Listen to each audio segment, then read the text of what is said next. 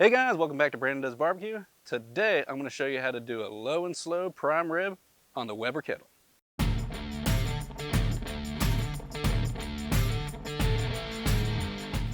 Now I know for years you've been leaving cookies out for Santa, but I promise you, he doesn't want cookies. He wants a nice slab of prime rib.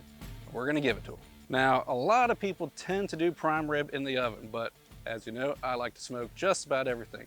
The smoke flavor on a prime rib is delicious. A lot of you might be thinking, I don't have a big fancy smoker, but I bet you a lot of you guys have a Weber kettle. And I bet you didn't know, you can smoke it on there.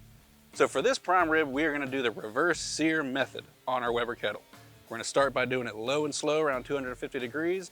When we get the temperatures up to about 100 degrees inside that prime rib, we're gonna throw on some hot coals and get a good sear. Now to start this low and slow cook, we're gonna start with a bed of unlit coals pushed to one side of the grill. After that, we're gonna take our charcoal chimney, we're gonna fill up halfway and get that lit. All right, now that the coals in our charcoal chimney are nice and hot, we're gonna go ahead and add that to our charcoal bed of the unlit coals. Then on the other side, we're gonna go ahead and add a foil pan to catch the dripping from our roast.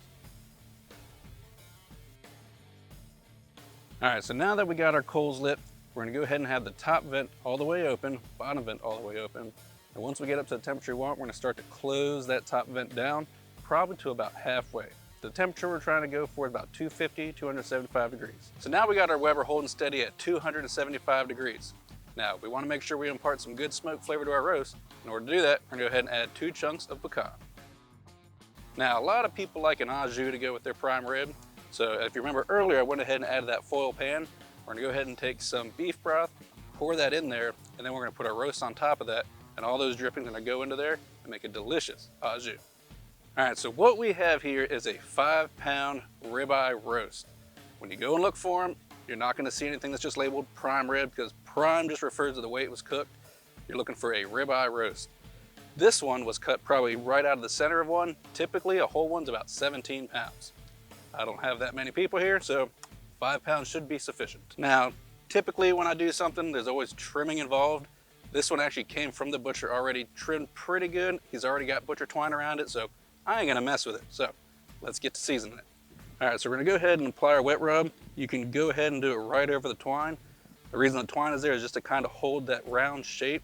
Makes for good presentation. So basically what I did is I took some rosemary, thyme, parsley, some Cattleman's Grill tri-tip seasoning, garlic, put it in a blender, and I put some olive oil in there until it kind of made sort of a paste. We'll give it a little bit more seasoning from the Cattleman's tri-tip, then we're on the grill. All right, so now we're gonna go ahead and put our roast on the cool side. That's the side that's got the foil pan, it's got the beef broth. You're gonna put it on that side, then you get yourself a probe, thermometer, stick it right in the middle, because you really wanna keep an eye on the internal temps. You do not wanna overcook this, so let's get it on. Now our prime rib roast has reached an internal temperature of 110 degrees. So now we're gonna go ahead and put it on the hot side and try to get a nice sear, a good crust on each side. So let's get to it. All right, it's been about 2 hours. I've been really anticipating how good this is gonna look, so let's find out. Ooh, I'd say that's a pretty good looking roast. We're gonna go ahead, remove the thermometer.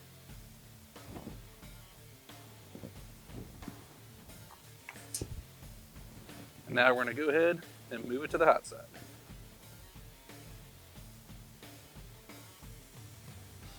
So basically I'm trying to give it each side about a minute or so, and then we'll continue to keep rotating that until we hit an internal temperature between 125, 130 degrees for a good medium rare. If you want it more done, feel free to carry it over a little bit longer, but nobody likes an overcooked prime rib. So let's keep flipping.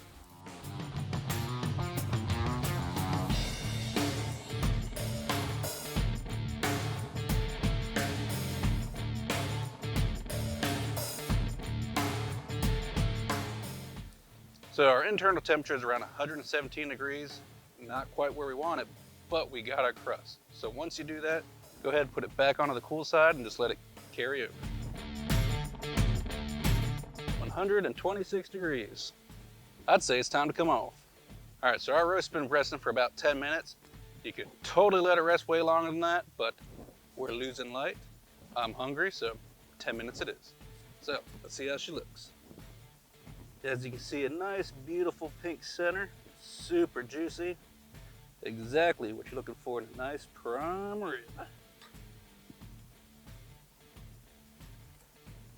Now, she looks beautiful, but of course, it's how she tastes that matters. So let's go ahead and get ourselves a bite. All right, been waiting for this moment for many of hours. So we're gonna try the first bite without the au jus.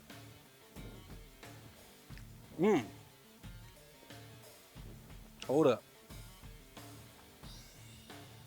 That wet rub completely shines on this roast. Made for a nice crispy outer edge, and you just get so much of that flavor.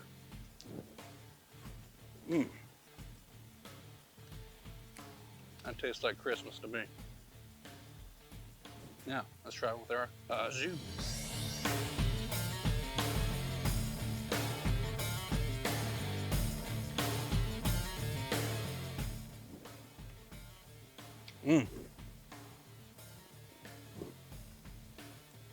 Delicious.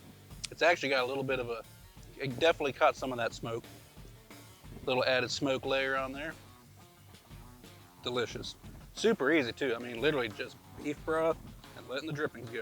All right, guys. Well, I hope you enjoyed that cook. I hope it inspired you to go ahead and try prime rib. If you got a Weber kettle, definitely throw it on there. If you like what you saw, like, subscribe, and all that jazz, and I'll see you next time.